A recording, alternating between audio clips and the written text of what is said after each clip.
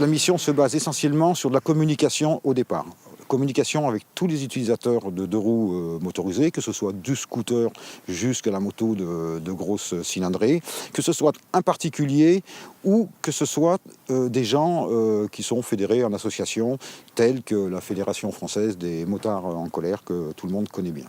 Donc ces gens-là sont normalement censés me faire remonter tous les problèmes qu'ils peuvent rencontrer sur notre réseau routier, problèmes de conception, problèmes d'aménagement, problèmes d'obstacles.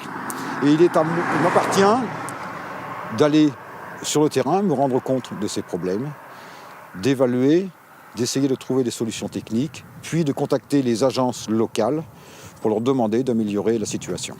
Le plus évident, il peut y avoir le revêtement de la chaussée. Il peut y avoir tous les abords de la chaussée et c'est bien souvent là qu'on a le plus de problèmes. Il peut arriver aussi que je ne sois pas sur le réseau routier départemental, auquel cas ce n'est pas de mon ressort, ça peut être un réseau routier communal ou un réseau routier national. C'est à moi de renvoyer la demande aux personnes concernées. Bien sûr, on travaille en étroite collaboration avec le service SESR du département et à ce niveau-là, il y a des réunions sécurité routière liées aux deux roues motorisées qui se tiennent. Et donc là, tous les intervenants sont invités.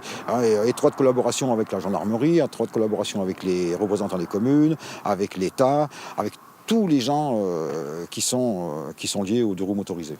L'action, elle porte aussi sur ce que l'on va faire, c'est-à-dire sur nos projets, sur la conception.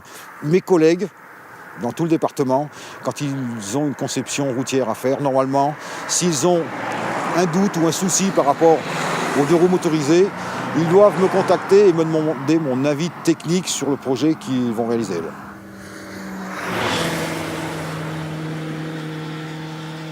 La mission, autre que la communication avec les motards déjà aguerris, doit se faire auprès du personnel du conseil départemental, c'est-à-dire que je dois lancer des actions qui informent sur la nouvelle réglementation, sur les nouvelles conditions de circulation. En ce moment, il y a beaucoup de changements d'ailleurs pour les motards.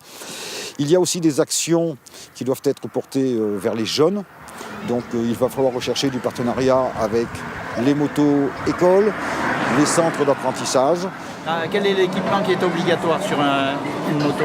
Le casque. Le casque, voilà. Et si possible, des gants.